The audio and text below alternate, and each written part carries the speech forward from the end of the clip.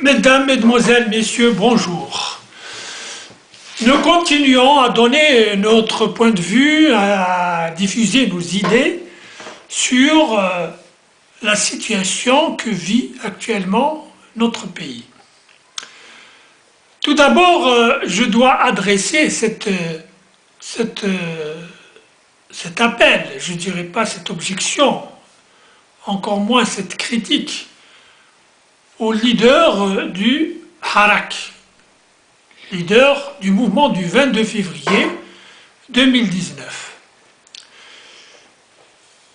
De mon point de vue, il faudrait arriver à concrétiser la mise en place de cette structure sur le plan formel, sur le plan juridique, pour que celle-ci puisse non seulement être efficace, mais aussi prétendre à apporter sa contribution dans la transformation structurelle du pays. Il faut donc arriver à désigner des responsables légalement, ou à élire, je veux dire, des responsables qui puissent être le porte-parole autorisé, les porte-paroles juridiquement valables, reconnus au plan national et international, pour opérer ces transformations de la société algérienne. Ceci d'une part. D'autre part, il ne faudrait pas que ces marches du vendredi deviennent une coutume. Parce que le mouvement Harak du 22 février n'est pas une fin en soi. C'est un moyen de concrétiser les aspirations du peuple. Par conséquent, il faudrait que ces marches cessent un jour. Et plus tôt serait le mieux. Plus tôt serait le mieux. Ce qui voudrait dire que les objectifs du mouvement populaire sont atteints. Il y a aussi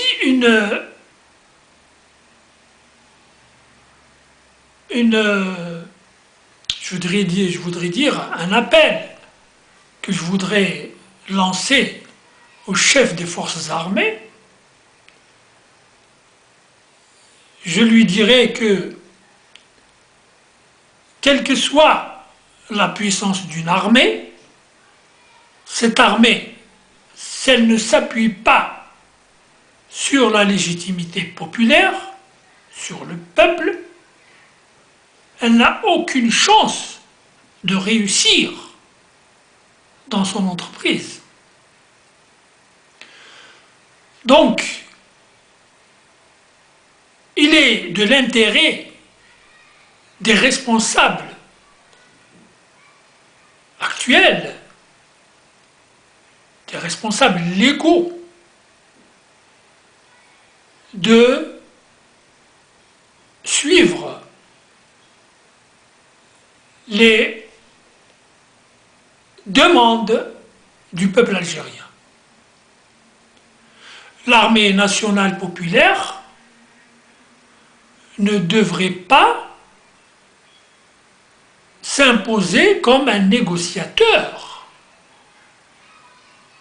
Elle ne doit pas se substituer au pouvoir.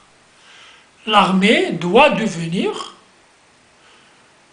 non pas un instrument, mais un accompagnateur, une partie prenante, mais pas un tout de cette évolution.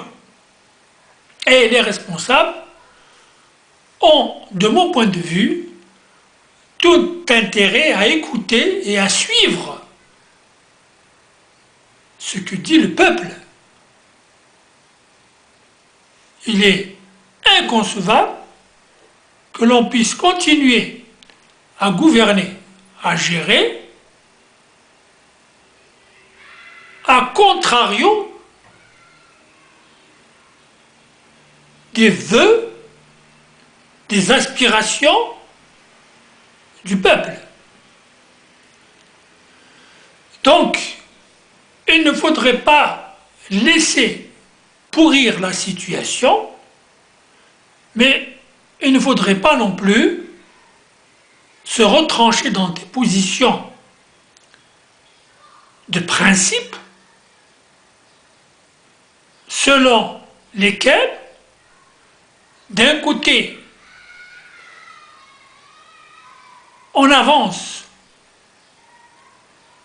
le prétexte d'une constitution pour bloquer l'évolution du pays. Il ne faudrait pas que ce texte, la Constitution, soit un barrage, un frein à toute évolution. Il faut que cette Constitution soit l'émanation de l'évolution de la société, du développement historique de la société. Invoquer des articles de la Constitution pour bloquer une évolution naturelle de la société, ceci équivaudrait à un suicide. Lequel suicide peut avoir comme symptôme les mouvements violents, la répression, la guerre civile. Laquelle guerre civile peut faire intervenir des partis extérieurs qui soutiennent des mouvements pour disloquer la société algérienne. Il ne faudrait pas non plus que les poursuites judiciaires des responsables qui sont à la tête d'entreprises importantes